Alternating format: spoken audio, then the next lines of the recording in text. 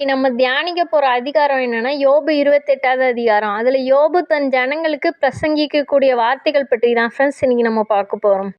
யோபு 28வது அதிகாரம் 3ஆம் வசனம். மனுஷன் அந்தகாரத்திலும் மரண இருளிலும் இருக்கிற கற்களை கடையாந்திரம் மட்டும் ஆராய்ந்து தேடி இருளுக்கும் அங்கே முடிவு உண்டாக்குகிறான். வசனம் எடுத்துக்குங்க. யோபு 28வது அதிகாரம் 12ஆம் வசனம். ஆனாலும் ஞானம் கண்டெடுக்கப்படுவது எங்கே? புத்தி விளைகிற இடம் எது?